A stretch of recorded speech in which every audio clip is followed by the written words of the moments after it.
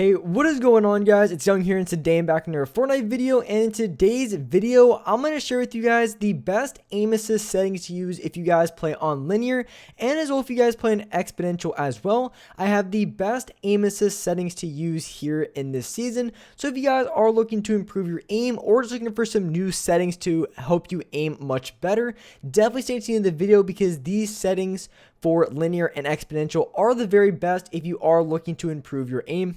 And before I get into the video, up on the screen I have the V-Buck giveaway winner of this week. I give away 2,000 V-Bucks every single Friday, so if you guys would like to participate in the next giveaway and win some free V-Bucks, all you guys have to do is to drop a like on this video. Make sure you guys do subscribe to the channel, hit that notification bell so you guys get notified for every single new upload and when I announce the winners every Friday.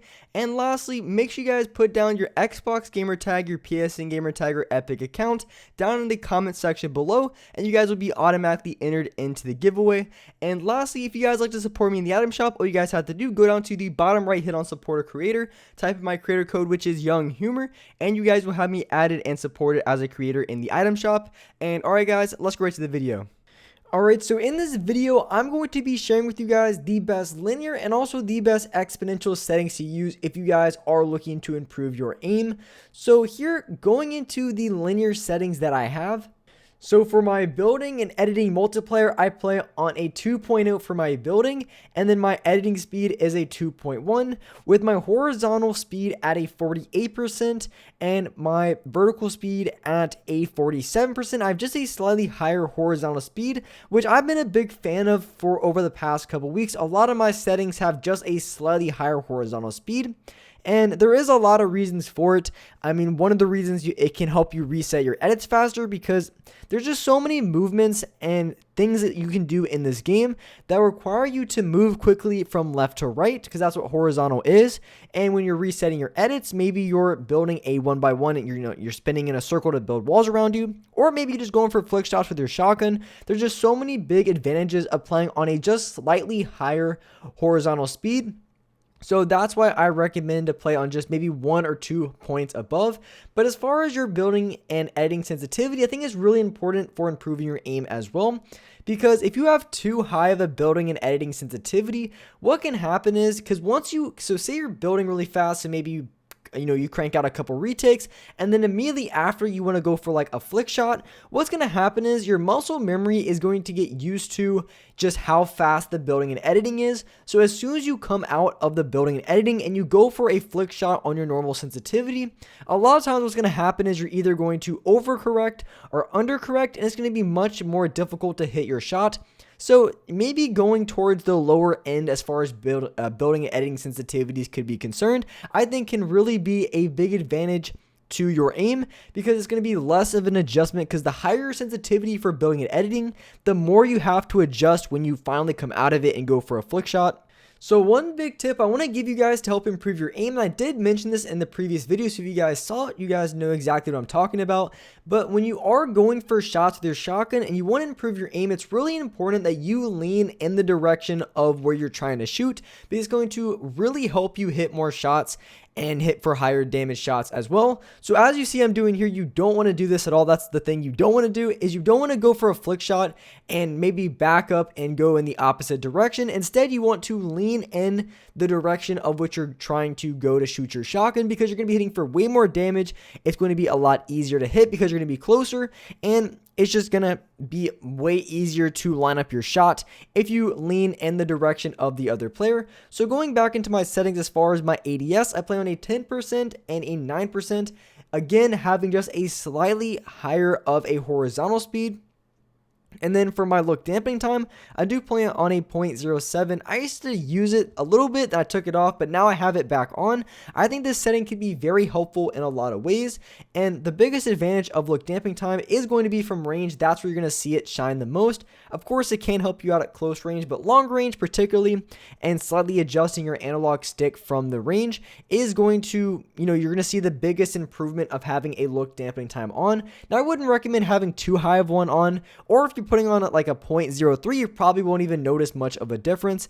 But anything from like a 0.06 to maybe a 0.10, I think is going to be perfect.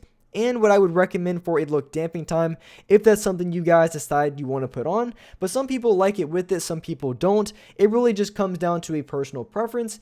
But if you do have it on, I think it helps out tremendously when it comes to hitting your shots from range. So going back into my settings and showing you guys the last couple of settings I have for my linear. And so my dead zones is a 10% and a 9%. When it comes to dead zone, you want to play on as low as you can for your look stick, because that's how you aim with, and the lower your dead zone, the more responsive it's going to feel. And then for your move stick, you just want to have it as low as you can without any stick drift. So if you have stick drift on your move analog stick, I'd raise it up to the point where you don't have it. But for the look stick, you can definitely have a little bit of stick drift, and it's not going to be that big of a problem, but you want to play on a little bit lower dead zone so everything feels as responsive as you can. And then for the last setting, you want to have the full controller setting off, just because it adds extra input delay to your controller, so you definitely don't want to have that setting on at all. So those are going to be the best aim assist settings to use for linear. So next, I wanted to share with you guys the best exponential settings to use. So if you guys do play on exponential or looking to switch over, these are the settings that I would recommend for improving your aim. So going into these settings, as far as my building and editing, I play on a 2.2 on both, with a 47% and a 45% for my horizontal and vertical speed. Then again, I still have a little bit higher of a sensitivity on my horizontal speed, but as you notice, my building and editing is a little bit higher than opposed to my linear settings. And the reason for that, on exponential, at least for myself, when it comes to the linear setting, it feels substantially faster than on exponential. Even though it's not really that much faster, it just honestly feels faster on linear as opposed to exponential. So I will play on a little bit higher of a building and editing on this one than opposed to linear settings, while also maintaining really good aim. So that's just the reason why I have a little bit higher in exponential. It just doesn't feel as fast. But as you can see, when it comes to hitting flick shots, it's really easy to do so on the sensitivity. I feel very accurate and very controlled with my aim. So that's why I really like these settings a ton as opposed to other ones that I may have used in the past, just because I feel like I'm really accurate on my flick shots, and because of the meta is so close range in the season, I think there's a big advantage on just having a sensitivity that caters to improving your shotgun aim, hitting more shots, and also with your SMG as well. And going into my ADS sensitivity for my horizontal and vertical speed, I play on a 13% on, but I also like 13 and 14%, just depends on what your preference is. But I think that's some of the best ADS sensitivity to use if you guys do play on exponential settings. I just think it's great. I'm able to hit a lot of shots from close range and even long range with this sensitivity, so I would highly recommend it. And then for my look damping time, I play on a 0.05. For that, it's a little bit lower than on my linear settings, but I feel with exponential being very accurate from long range, I feel like I don't need as much of a look damping time. But of course, between like 0.05 and 0.07, it's really not that much of a difference in terms of how it feels, but adding just a little bit of a look damping time could really help you out when it comes to hitting your shots from range consistently. And so another really big aiming tip that I want to share with you guys that can help you hit a lot more shots from range, and that's going to be when you're aiming from range. A lot of times players just use their right analog stick to aim, because that's just the analog stick that you aim with. So a lot of people, what they do, they only use the right analog stick, but what you want to do is you want to move your character, and that's going to help you when you use your left analog stick to help guide your crosshair. It's going to be a lot easier to make small adjustments, because if you're just adjusting, say the slightest movement ever, it's going to be a lot easier just to tap your left analog stick over than to try to adjust your aim with the right analog stick. Because a lot of times what can happen is if you're trying to make just the slightest adjustment, and if you only use your right stick, a lot of the times you're going to overcorrect. So that's why if you're just slightly off of aiming at a target from range, you want to move your character over just slightly, and that's going to help you line up your shot, and it's going to be a lot better than just trying to use your right analog stick alone. So that's why you want to use your left analog stick to help you aim, and that's how it can be very effective in game. So that's something, if you guys don't already do, definitely take advantage of. It could be a big help to you guys when it comes to just being a lot more accurate from those long ranges.